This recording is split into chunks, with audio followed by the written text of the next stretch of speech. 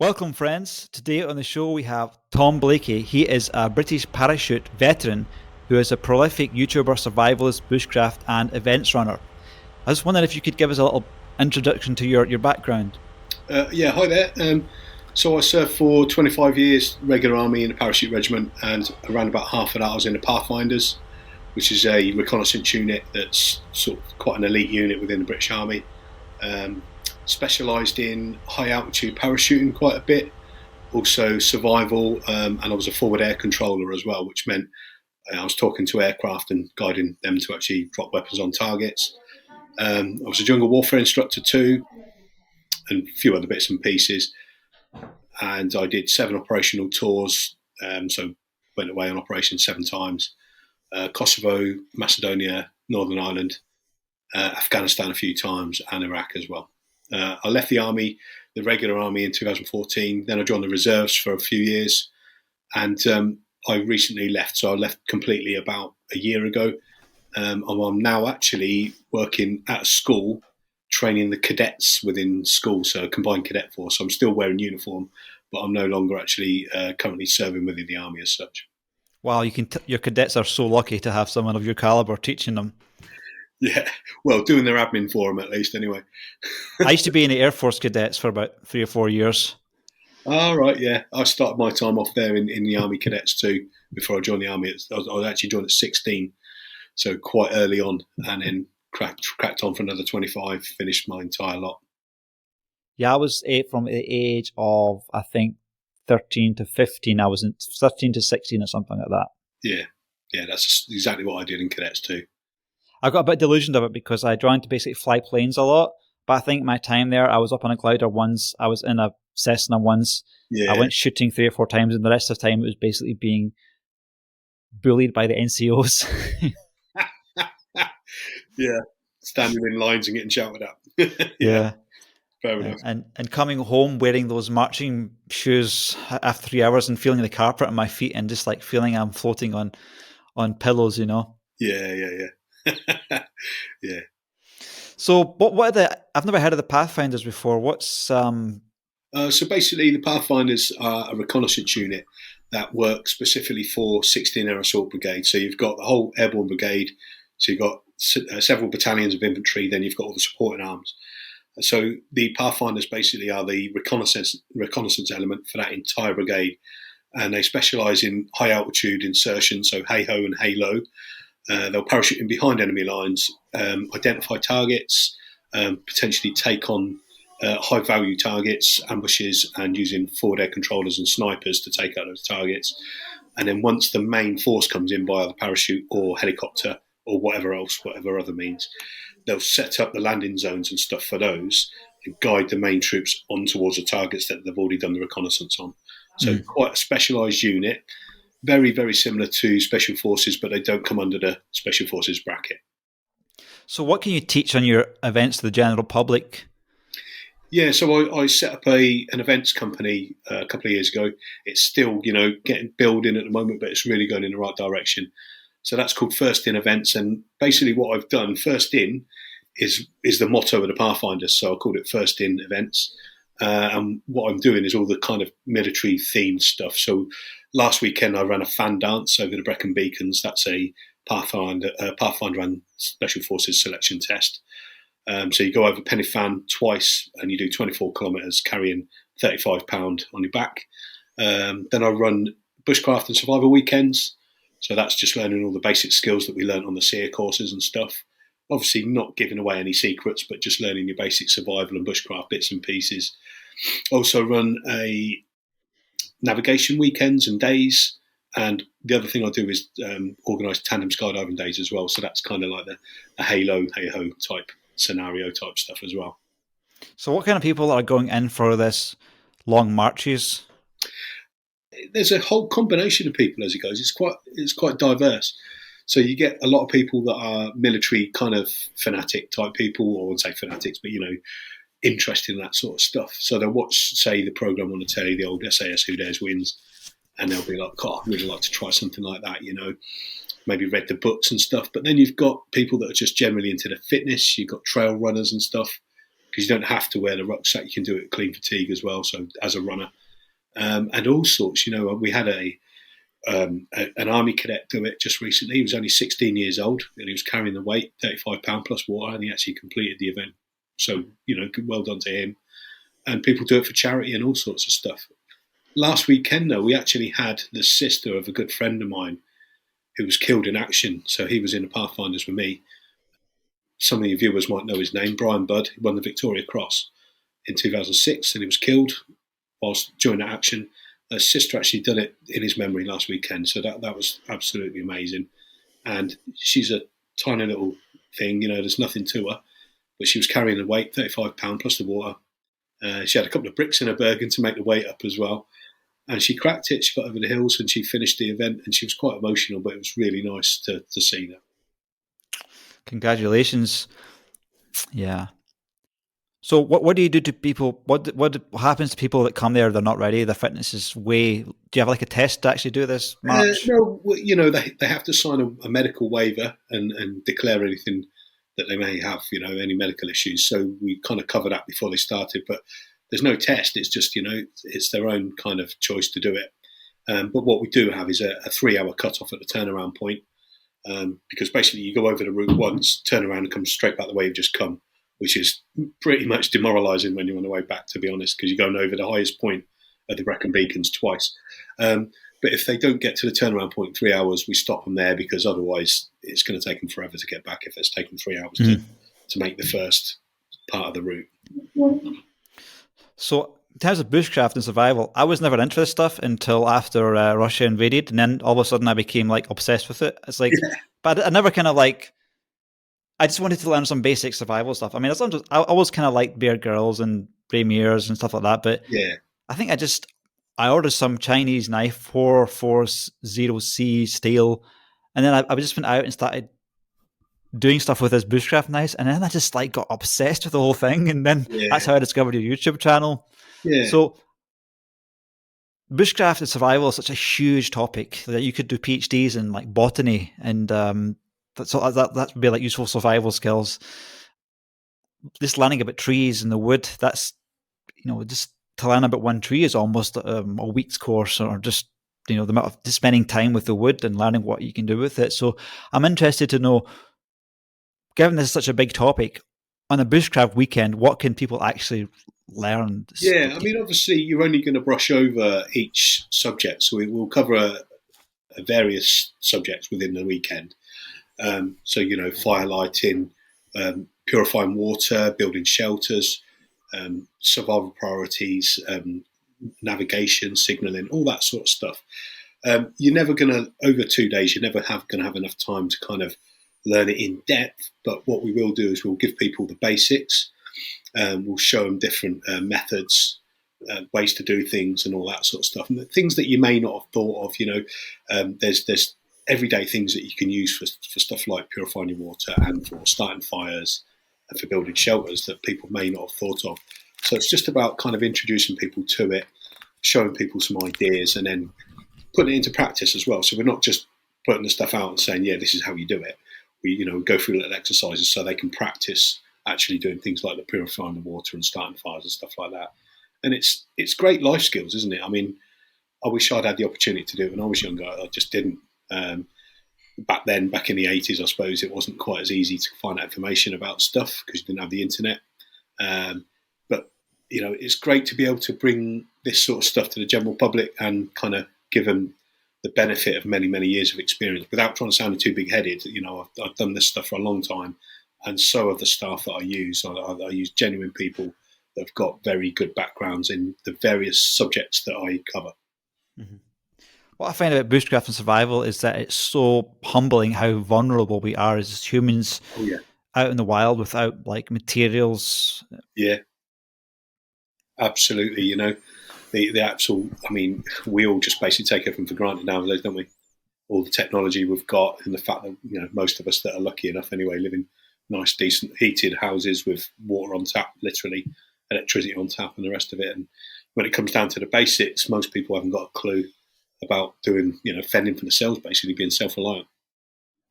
Yeah, I think most people in the West would basically I don't know how long they'd last if they had to flee their homes and there wasn't somebody taking them in as Yeah, refugees, like just out in Scotland. Like, how long would people last out in the wild? yeah, yeah. It's lost skills. I mean, it's stuff that people used to have to use to survive, and some people still obviously do around the world, but a very very small percentage in comparison. And that those skills seem to have been lost pretty much forever in the Western world, at least in the vast majority, at least. Yeah. I sort of have replaced my sort of entertainment, gaming and watching movies with like real life LARPing, doing bushcraft and stuff Yeah, like that. And I kind of excuse it to myself. It's like a game, but I'm coming away with benefits with it. So yeah, that's what it's like to me. yeah, definitely. I mean, it's nice to be able to develop stuff, isn't it? Learn new skills, develop them, and practice them. And it is, as I said, it's life skills, isn't it? It's Mm. something that you may never have to use it, but one day if you did need it, you've got that in your back pocket and you've practiced it, to actually help make your life either a bit easier, a bit more comfortable, or save your life. Mhm. So I was watching one of your videos and I sort of plagiarized one of your ideas, but then I went back to your video and realized I hadn't actually plagiarized anything. I just made a side device. So I've got this. What do you think of my EDC necklace, which has a signal mirror? It has a lighter with some Kevlar cord wrapped around it. It's got it's got some liquid skin super glue and a small knife that my friend Don from America gave me, made in America, and a fire steel. Yeah, it's not bad. Not bad at all. It's probably annoy the hell out of you after 10 minutes. Yeah. What annoys me was basically the tape is catching the hairs on my chest. So every Yeah, time I'm walking around, I feel this thing there, but it's actually a bit of a weight as well on my neck. And yeah. What I would say is something like that. I would go for smaller items and something that was maybe slightly different. I'd personally go for navigation, so I'd go for a small button compass. I'd go for a whistle and a torch. But mm, if I was going to make a necklace up, there'd be a couple of things that I'd have there. Maybe you can even get those tiny little ferro rods, can't you? That you can put on a cord as well. And funny enough, yeah, I'm there's a getting ferro some. there's a ferro rod on this. Yeah, See it? yeah, seen. Yeah. I've actually getting some made up with a like a little survival necklace thing with fishing line in it and all that, Okay. and a striker with a ferro rod in it on the end of it too. That Right. that's quite a cool little thing. I'll get made up fairly soon. Actually, they should be in within I don't know next 2 weeks. Nice one. Now my claim to fame is that, and I swear to God, see that you see this ferro rod with the gorilla tape on the end of it. Yeah, I actually invented that myself. I came up with that idea. I didn't watch any YouTube videos about it. I just thought this thing's flammable, and I can't really get a good grip on this tiny flint. yeah. So I put that on it, and I'm like, yeah, that was a good feeling, just to, Yeah, to sort of be inventive. yeah. It's nice, isn't it, when you crack something like that? You think actually that's a good idea, and I thought of that. Yeah. Yeah. So do you have any plans to sort of write any fiction around this whole survival theme? Any fiction? Yeah. No. But what I do have plans with, and I'm about a third of the way through, is a book about my experiences basically in the military. I have actually started that. I've been encouraged to do that by several people, and I found it a bit of a battle, kind of writing about myself. It's a bit kind of self-centered, isn't it? But obviously it's not just about me; it's about the experiences and friends and stuff like that as well. And I have actually, I'd say, got about a third of the way through that so far. The reason that I say like fiction is that some of the best books I've read are written by former military people. There's one by this author, I've forgotten his name. It's called The Lost Fleet. He was a Navy guy, All and he right. wrote this sort of spaceship battles based on real time traveling and time delays and like in solar system fightings. And then there's one by another guy, I can't remember his name. It's called 1 Second After, and it's about an EMP strike. All right. And that book actually terrified me a little bit because it starts off. I don't actually know if he has a military experience, but somebody in the US Senate or Congress says that everybody in school should read this book. Ah, And basically, the scene is like there's this American guy with the kids, and they're waiting for him to come back for a barbecue, and there's a motorway nearby. And then all of a sudden, his phone dies on him, and then he's like, they can't hear the cars. you walk over to the road, and there's always like people like standing outside of their cars wondering what's going on, and then it escalates really quickly. And the first time I listened to it, my heart's like this. Yeah, Just because the realism of it, and that's why I think like former military guys should always maybe, or some of them is, yeah. There's a writing. guy I know who was in Hereford, and he's written a couple of books that he's written as fiction. But I think he's done it in a way as to kind of write about some of his experiences without writing about them, if you know what I mean. So it's like, oh no, this is all fiction, but actually, some of it's probably based on real incidents and real circumstances. Yeah. So another problem that I have with this hobby of mine is that I'm just so much gear all over the place, and like, Yeah, it's where do you keep all this stuff, yeah. Yeah. I have a little bit of that problem as well. You must have like companies sending you stuff as well. Yeah, so I've had a few bits and pieces people have asked me to trial and have a look at and stuff. So that's been quite interesting. Yeah.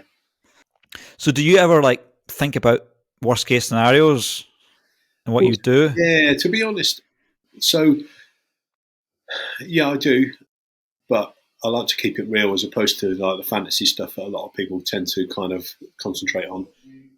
Just things that could actually happen to you, in your everyday life, or if there was a big disaster of some sort.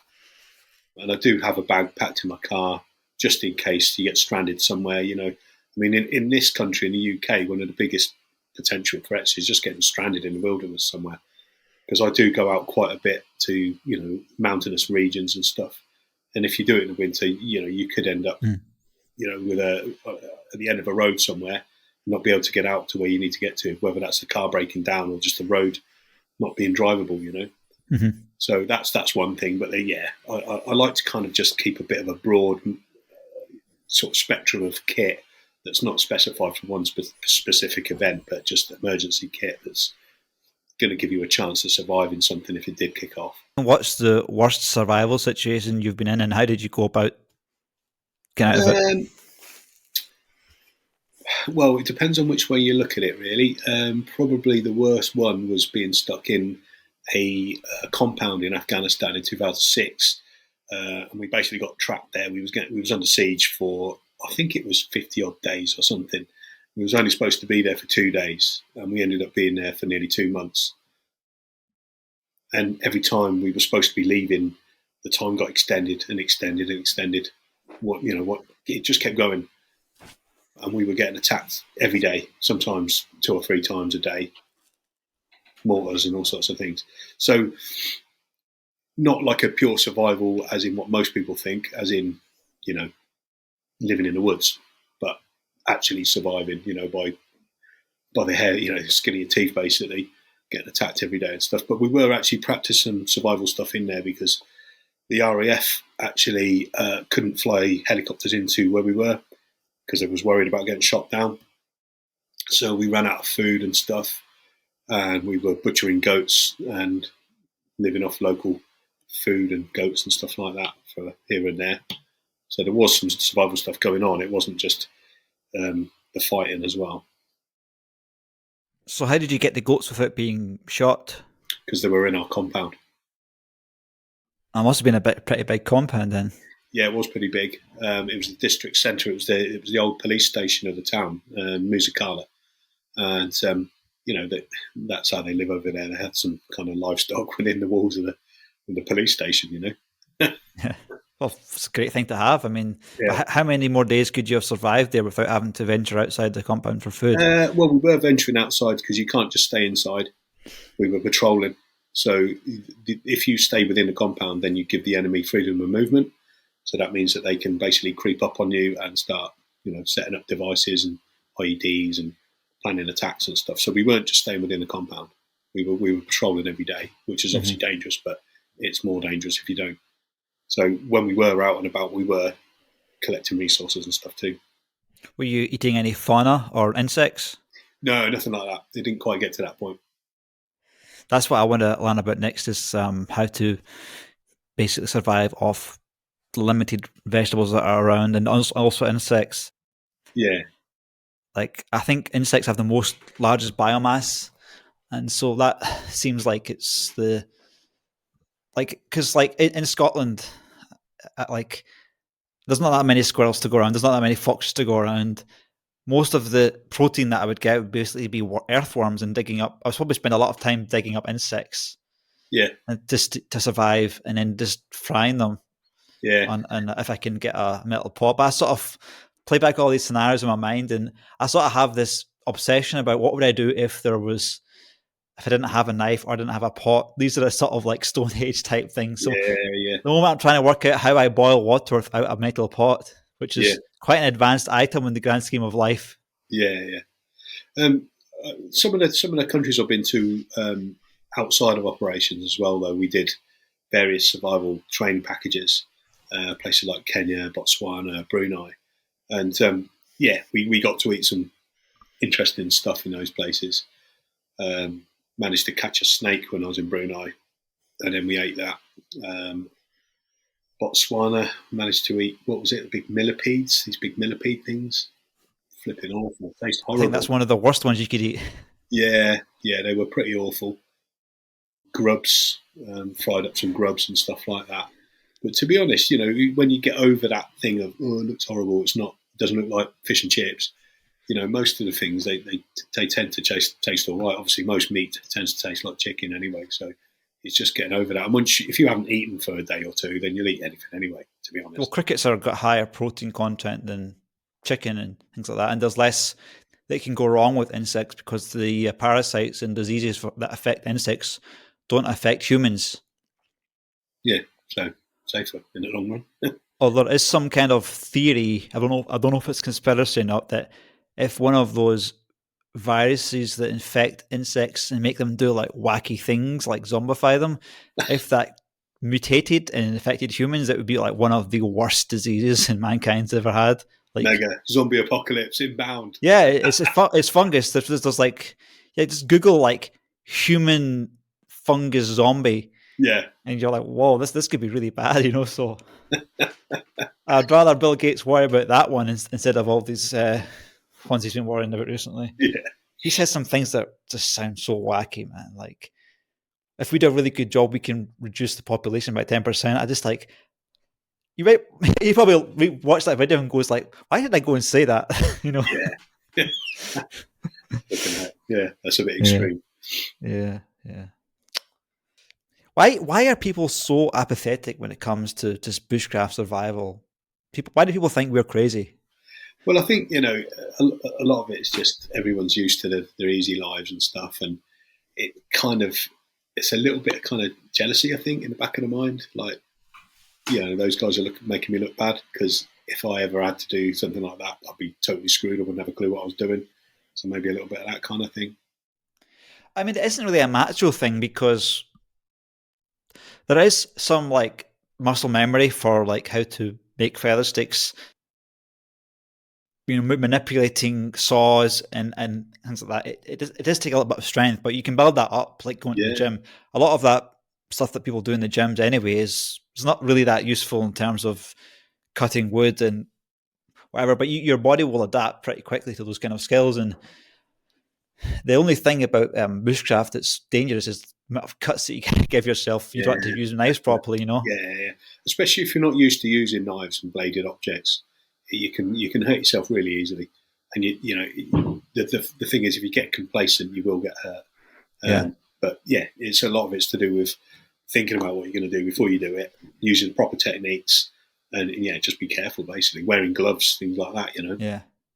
See, I wasn't using gloves because I wanted to develop sort of calluses in my skin, but which helped me once I cut my finger here, that had enough calluses that it wasn't that bad. But then when I had this Chinese knife that didn't lock, pen knife, and I was trying to, it came back on top of me and it cut almost half my finger at the top there, sliced through it there, and just seemed like 3 or 4 millimeters of skin like separated. But the thing is, I'd learned some bushcraft and I've learned some medical stuff, and thankfully I had one of these liquid skin type super glues on me, the medical grade stuff, and that really helped. Otherwise, I would have probably needed stitches or something like that, or the bandage would have taken ages. So just having a little bit of medical knowledge as well. Exactly. Yeah, you don't need to be a doctor, but just know a few basics, and be prepared to use it, and have some just basic kit on you. Whenever I'm out doing bushcrafty stuff, I've actually put together a belt. I did a little video on it on one of my on my channel.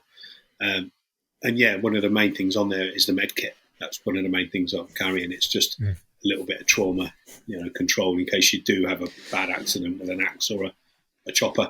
An axe. Yeah. I'm terrified of blades and stuff because I'm being humbled by how pathetically fragile my body is. Yeah. And just even that small knife, like, it's still a bit sore there. And like, when you just look at an axe and what it can do to wood, and so you could just imagine that and think hitting your arm or an artery. It's like, it's your legs that you got to be worried about, isn't it? If you're using an axe, and obviously there's some big areas on your leg where you can lose a lot of blood really quickly. So I always carry a tourniquet, a compression bandage, and a load of other sort of trauma-related stuff. Plus, obviously your little bits and pieces like plasters and that, just in case.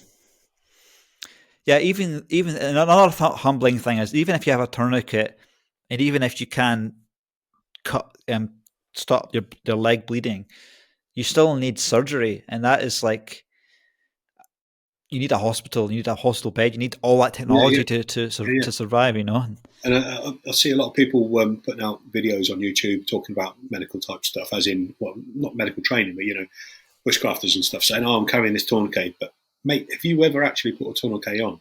Do you know what you're doing? And also, do you know the right situation to put them on? Because if you put a tourniquet on a leg or an arm, there's a good chance you're going to lose that arm or the leg if it's on too long. So, you've got to weigh up the fact, do you need to do it to save that life? Is it bad enough? Or if you just had a bit of a gash, you're not just going to chuck it on. So you need to know what you're doing with this kit, because you can do more harm than good sometimes with medical stuff.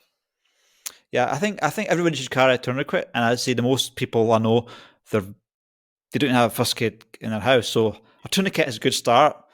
But sometimes those paramedics will be like, don't use a tourniquet in most situations. You could use gauze or things like that. But then people don't know what gauze is. Yeah. It needs to be life-saving it needs to be a very serious injury that's going to result in you bleeding to death to put a tourniquet on. Or, traumatic amputation, something like that, like a blast injury or something. Because if you've lost your foot, and well, what you got to do is stop that blood leaking out to save your life. Yeah. I don't know, like, we have these sort of field hospitals that we have in the military. Even in Ukraine, you have this advanced technology. Imagine what it was like in like Roman times when they're fighting wars there, like the sort of like minimalistic things that they could do to, like, even what were hospitals like in Roman times? Like, how did they do probably the most minimal stuff? It would have been gruesome, wouldn't it? I mean, the doctors back then were known for their strength. They had to be, because they were manually sawing limbs off and stuff in those kind of scenarios. Imagine having to do that. Yeah, that sounds like probably it was an infected wound that would have to do that. Yeah, and you can imagine the casualty rate. The mortality rate would have been enormous back then. So any kind of sort of fairly serious injuries, probably going to die. So serious shit. I think in an ideal situation, we'd all be walking around with like halo armor on. This, that would be safe bushcraft. Yeah, but for a fact it'd be like the stormtroopers, where you're walking around with all this clunky crap on it, don't do anything. You get shot and you get hit anyway. Yeah, the halo armor does have a lot of weak points. So you feel it's like, imagine some 50 cal hitting one of those grooves, and then it bounces off and hits that flexible bit. So. Well, as someone that's worn body armor on operations, it's not fun. You want it on when you're getting shot at, but the rest of the time you can't wait to get it off. It's not fun wearing that crap. Yeah, body armor is just one of those things where humanity has a long way to go. Yeah, because you're wearing something that protects a tiny fraction of your whole body. You'd think that we would invent something that could stop projectiles, so in a dense format, but no, we haven't really. I guess maybe graphene could be a good potentiality. Yeah, who knows? But yeah, there's a long way to go with that yet, I think. I had a couple of guys on my podcast about 2 months ago they were working in Afghanistan, and one of the guys says that he'd lost about an inch of height due to just wearing body armor on all these road trips. Yeah, I mean, when we were out there, it's not just the body armor, it's everything that you carry. We were carrying out an average of around about 90 to 100 pounds. And, you're walking around in 40 to 50 degree heat. 100 pounds? Yes, yeah, about 90 to £100, yeah, of kit. So you've got your body armour, your helmet, your weapon, your ammunition, your water. You've got ammunition for support weapons. You've got ladders. You've got radios. You've got batteries for radios. You've got ECM and everything else. Food. It's ridiculous. So you're struggling to walk, let alone run. And there was so many people getting injuries that are non-combat related. So just jumping across a ditch and you dislocate your flipping ankle or something, or people breaking their legs, because the amount of weight and stuff that they were carrying. Just stress fractures? And actual breaks as well. So we're having, jumping over compound walls and stuff with that amount of kit on your back. Compound walls? Why? So they didn't take the bag off? Well, you might do, but you might not. And also, if you're under fire, you ain't got time to mess around getting kit on and off. You've literally got to get over. You're basically climbing up a ladder, jumping off the other side. You could land, say, 6 foot down, bust your ankle. There's all sorts of stuff like that. Afghanistan. There's guys getting hernias, because they've strained themselves so much from all the kit they're carrying. There's some very angry people in the military due to that withdrawal in Afghanistan. Do you think that was a big mistake, the way we withdrew? Oh yeah. I mean, the Americans, that they obviously led that, and it was a bit of a mess, wasn't it? I think we were quite lucky that there wasn't more of a drama of us coming out of that place, I've got to say. I think the Taliban just wanted us out, so they let us go. If they kind of went for it, it could have been a massive mess. And it was, there was a few incidents with IEDs and stuff, but it was a very tricky operation, that. Quite a few friends of mine were involved in that from 2 Para. And I think that was quite a dodgy operation, that. Was there no way around it based on what troops you had on the ground? No, it happened so quickly, didn't it? Because the Americans just basically said, right, we're going. So there wasn't like a planned thing of gradually withdrawn or anything. I mean, we did over a certain amount of years, and then we just went, we're going. And it looked like it was a bit of a mess, to be honest. But quite lucky, like I say, it could have been a lot worse than what it was. I just can't imagine losing your family member in that war and then just withdrawing like that. You just must be so angry. Yeah. And you feel sorry for the people left back there, Yeah. Because the people that you've worked with, people that have kind of worked with the NATO troops and stuff, they're going to get smashed. The Taliban aren't going to show that because they don't want any bad press, but they will. There have been executions all over the place. Mm-hmm. I'm so proud to see a lot of British people out there training in Ukraine, helping the guys, and proud of Britain being the first with many things, the javelins and Challengers. Getting the tanks over there, the Challengers, was an awesome thing because it then enabled the Germans to then get on board, which then enables the other European countries that have got the Leopard 2s under license from Germany to then donate them too. So I think it was a great thing that Britain did that, especially with the Challengers. And there's obviously loads of British volunteers over there too. Mm-hmm. And the support, I hope it's felt over there, but the support in the UK is massive, as you know, from being back in Scotland and stuff. There's still flags up everywhere, Ukrainian flags. I was in a shop just today and a guy was selling Ukrainian badges there and it had little flags up and posters and stuff. You see it all over the place. So it's really great that there's moral support and material support as well for that country. I've seen more Ukrainian flags in Scotland than anywhere else. I haven't seen hardly any Ukrainian flags in Austria. But every time I see a Ukrainian flag in Scotland, it makes me really happy. Yeah, it's nice, isn't it? Yeah. Yeah, it's nice. I mean, like I say, apart from anything else, there's moral support there, as well as the material. So it's nice that they've got that backup, that support from the people. And it is just your average everyday people as well. It's not just a party line thing, It must be so stressful for the guys in Ukraine, that just have this weight over their shoulder, when am I going to be called up, sent to the front line? It's just so many people that never want to be in the military, so I can't really imagine the pressure they're feeling right now. Even though I'm here, people are not really going to open up that much. Yeah, there's as I mentioned a second ago, there's loads of Brits over there, as you know, fighting as well. There's a good friend of mine who's just gone back over to Ukraine after being over there since pretty much the very start of the war. He came back home, I think in November, something like that. So he was over there for quite a long time, came home, felt like he was kind of not getting anywhere in the UK because he'd lost his passport in the fighting over there.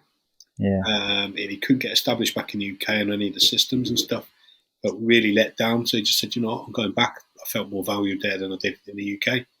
So he's now gone back over there, and he's not a young guy. He's like 50 odd, 51, 52. And he's joining a fighting unit again, and he was in the front line the whole time he was over there. Legend. So, Absolute legend. yeah. I mean, I just hope he doesn't use up all his luck, because he's probably used up most of his lives already. Why on earth would the UK treat him so bad after doing what he's doing here? Like this, I don't know what's going on in the UK right now. Like the pound's falling, people are striking. Yeah. I mean, get their act together, UK. Yeah, and it's a shame, because the people are good. It's just a lot of the sort of the head share, basically, the government and stuff that are messing things up. I mean, like the military, for a start. Anyone that served in the military will tell you our army and our military are now at its lowest point it's ever been at, specifically because of what's going on in Ukraine, because we're sending so much out there. We've weakened ourselves. But just the way that the army's been degraded and the military's been degraded over the years, cutting numbers, we are so small now. It's unbelievable. Well, I think a generation has been inspired. Like, I don't feel as I feel much more inspired now about the British military than I did when I was a kid. It's just seeing all these heroes in Ukraine giving their lives up. It's the British, training Ukrainians and that. I think the UK's recruitment problems are pretty much solved as long as we get rid of all this sort of pansying and wokeness out of the recruitment. It's just China and Russia are laughing at us, basically. Even America, you see all this nonsense about hurting your feelings and stuff. We get nothing. When I was in the ATC, nobody cared about your feelings. Nobody. No. Yeah, I mean, I joined up in it 6 years after the Falklands. So I joined up in 1988, and most of my instructors were Falklands veterans that have, been right at the front of the Falklands. And if you've read up on anything that happened over there, it was mega hardcore, mega. I mean, there were guys, bayonet charging, flipping at night, middle of firefights. 17-year-olds. There was young lads of 17 in the middle of that. British, I'm talking about, not the Argentinians. Getting in amongst it at night, bayoneting people, stuff like that. After walking for 70 miles with £100 on their back, by the way. So those guys that were my instructors were mega, mega hardcore. No messing at all. And you didn't even have to mess up to get a punch in the face. They just beat the crap out of us. And I joined up when I was 16. So pretty tough kind of introduction to the military. But they were mega instructors and mega soldiers. Yeah, that Afghanistan was a genius play by the UK. I believe we went round the back of the island, disembarked where the people weren't expecting, and then marched over those mountains. And yeah, I think they surrendered eventually. It was a close run thing though, Falklands, because we lost nearly all our helicopters in one hit. The Atlantic Conveyor got hit with an Exocet missile and went down with virtually all the Chinooks on board bar one, and that was meant to be the means of transport to get across the islands. So they ended up having to walk most of the troops. And there was a lot of mess ups because that was the first war we'd fought since Korea, proper war. And a lot of mistakes were made. But, the guys came through at the end of it and achieved something that nobody thought they'd be able to do, to be honest. It was amazing. Mm-hmm. So how do you feel like the Ukraine is going to do with these Challenger tanks? Because from the alternative sources, I also watched the pro Russian side as well, and some of these American guys that they did take delight in rejoicing against Ukraine's difficulties, and you hear them mocking these tanks that get sent over and saying now these well, not really Challenger, but the Abrams tank has a jet engine and fuel, and the Challenger tank has all its do you think that these Challenger tanks are actually going to do anything because it's logistical challenges that they're going to have, or do you think it's just a sort of... I think that the British sending the Challengers over, it was more of a political thing to enable the Germans to then say, right, well, they've done it, and it's going to be difficult for us to not do it now. And that then opened up the fact that the Germans can then say yes to the other countries, all the other countries in NATO that use the Leopard 2 as well, that are under warranty, or whatever it is, lease or something from Germany, to then push their tanks through. So it wasn't so much the fact that we've sent, 14 Challengers. That's not an awful lot. They are awesome vehicles, really potent, But as you say, it's the logistical problems they're going to have because they use different ammunition to the other tanks, and all the rest of the parts on the vehicle is going to be different. They're great tanks on their own, but the small amount that we've sent is probably going to cause them more logistical problems than the effect they'll have. But it's the bigger picture that they've opened up that's pretty much pushed Germany into doing what they've done. So it was a great thing that Britain did to enable the rest of the countries to then join in basically and contribute. And those Leopards, awesome tanks, the Leopard 2, and they will make a big difference for definite. Isn't it just fascinating that we don't have a British Empire anymore, but basically the whole world a lot of times just watches to see what Britain does, and Britain makes the first move, and then America and Germany are copying us with the tanks. It is true, I know I'm going to be biased because I'm British, but we do still have a big sway in the world. Such a small country, geographically speaking, the size of the country, we still do have quite a big impact in the rest of the world. It's good to see that we still do have that influence. Certainly within Europe, we're definitely one of the big hitters, I'd say. It's just a shame that the military has been degraded so much in its size, though, because that's going to have an effect. We couldn't fight the Falklands War today. Do you even think we have the money to build up a military again? Because, look at the amount of strikes that are going on, and people. Yeah, how can we afford a better military? Yeah, most countries, including Britain, are strapped, aren't they?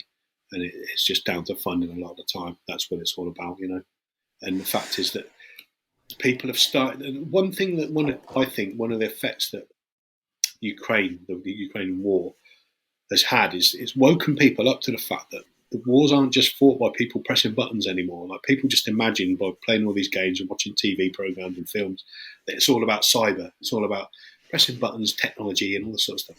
Actually, wars will always be fought by physical things. Things like, the blokes on the ground, the soldiers on the ground, digging trenches, sticking bayonets at each other, firing missiles at each other, driving tanks and each other, and all that sort of stuff. So it still shows. It's gone to show that. I think it's woken a lot of people up, actually, to the facts of the real realities of war. There is places for technology, and it is, there's more things being developed. Specifically, drones is a big one in Ukraine. But there's always going to be those poor bastard infantry digging trenches and shooting each other from short distances and closing with each other. I'm not so sure, man. I mean, I understand as a veteran you're saying that, but when you just watch these videos of these drones flying around, and I'm actually shocked at some of the videos I can actually sit and watch now. I'm almost desensitized to it. They basically these heat-seeking drones, and they just drop these grenades on people. I don't really think there's much of a future for the human. I mean, it just seems like such a waste of life that's going on there. It's so inefficient. We're basically pockets of meat running around with these massive mortars and artillery flying around. And when you look at the development of AI and just the technology changing, it's like, yeah. I mean, there's got to be soldiers to take that ground. You can't just have technology taking ground. It's never going to happen. You've got to have people on the ground to move into it, secure it, and then someone else has got to come back and take it off them, and so on and so on, backwards and forwards. Obviously, there's all the places for the technology to enable that to happen, but it's never just going to be drones and just going to be people pressing buttons. Well, I think for the foreseeable future will be a sort of hybrid, because the human has the best awareness on the ground at the time they can hear. But as technology gets better and better and better, you're going to be able to have augmented reality suits where you can almost be in the field, feel, and you can see around as good as you could hear or better, but you're not actually physically there. That's going to be very expensive, of course, but yeah, and that's what's you can see that there's a sort of range of time before you get to that point. Because in air superiority, a lot of these, the more maneuverable you are, the more you can survive, and eventually the human body won't be able to take those G-forces to be competitive. So I think humans won't be in jet fighters for much. Yeah, well, that's what they've said. This is the last generation of fighters that's just coming out now. That's going to be manned by people. Yeah, but Tempest. The other thing you got to think about with warfare is it's never always going to be peer on peer. So you've got warfare that's going to be fighting guerrillas like we were in Afghanistan for so many years, and to a degree in Iraq as well, and also going all the way back to Vietnam and way before that as well. So all this technology doesn't always work when you come to fighting guerrillas out in the hills, and when they're mixed in and amongst the local population. they can actually defeat that technology by just blending in. Mm-hmm. So what do you see once this war finishes, do you think that Ukrainian experience will be useful? Maybe it'll be Ukrainians over in the UK training people. Yeah, I mean, well, it remains to be seen, doesn't it, where this is all going to go. It really does. But yes, I do think it's like any war. It not just for warfare's sake, but for lots of reasons, it develops things, doesn't it? Like the First and the Second World War were massive for technological development, both of those wars. And again, like I say, not just for weapons, like space travel for a start, the motor vehicles, the medical training and medical development. So it ends up being quite a good sort of movement forward in all sorts of fields as well. But yeah, well, it remains to be seen, I think. But it's definitely shown, I think, both sides of technology and non-technology. I think this war has shown quite a lot in both sides, I think. Mm. I just want to tell my listeners, pitch Tom's YouTube channel, Prepared Pathfinder. It's probably the best one, at least one of the best British YouTube channels in terms of bushcraft survival and gear.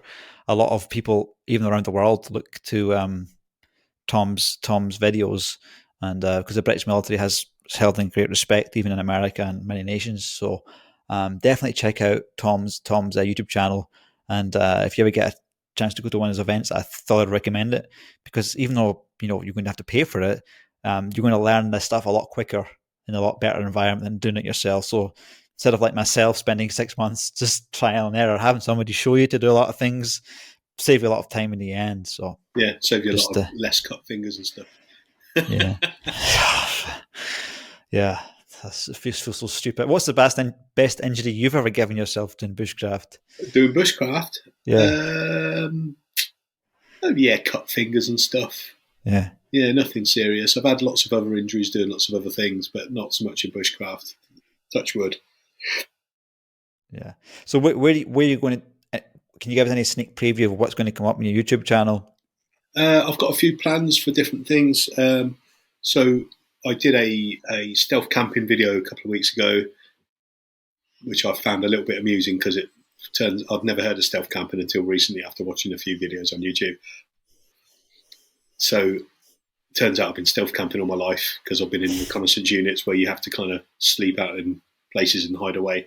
Anyway, so we'll probably do more of those because that was really popular. That's had lots of hits, lots of comments. It's been quite popular. So I'm planning on doing some more of those, and I think people quite enjoy that sort of thing. Lots of kit reviews as well. As you've mentioned earlier, I've been getting sent kit to review from some good companies as well. I've had some crappy Chinese companies get in touch, and I've just turned them down because if it's something that I haven't used or I haven't got confidence in that company, I'll just turn it off. I'm not interested. So lots of good reviews and stuff. And I've got a couple of plans for some sort of long through hikes and also some overseas stuff as well. One place I particularly like to go to is Vietnam. My dad served in Vietnam in the 60s. He was in the Australian Army. And I'd love to go over there and do like a good sort of jungle trip over there. So that's in the plan in that one. Cool. Okay, Tom. Well, it's really awesome to have you on the show. Cheers, mate. Hopefully get a chance to meet up in person. I'll show me my current EDC gear that's British safe that I'll have, which probably can't do much. Yeah. But yeah, man, really, really thanks for your time. Anything else that you share with our listeners? No, that's it. Thanks a lot for having me on. It's been really interesting having a chat with you. And yeah, just for your listeners, I'd just say stay prepared because you got to look after yourself. And if worst was to happen, whatever that worst thing is, be ready for it. Don't be that person that's just thinking, "Oh, I hope it'll be okay. It should be okay." Be ready for it because when it comes to it, if something happens, whether it's an accident, whether you get stranded somewhere, whether it's a natural emergency, disaster, you're going to have to be that person looking after yourself and also, more importantly, looking after your family. So be prepared for that. There we have it, folks. You'll never understand how good this hobby is until you actually start doing it, and you'll never look at the world differently again. You'll be looking at trees and birch bark and thinking, "Oh, I should harvest all that birch bark so I can start a fire with my flint easily." Exactly, yeah. How would I help this person there with my tourniquet, or thinking about what you do to escape some fire or something. So I think it could save lives. Cheers. Okay, cool. Well, everybody, thanks for watching the Nikos show. That was Tom Blakey, and also known as Prepared Pathfinder YouTuber. And we'll see you again shortly in the Nikos show. Bye-bye. Cheers, Nico.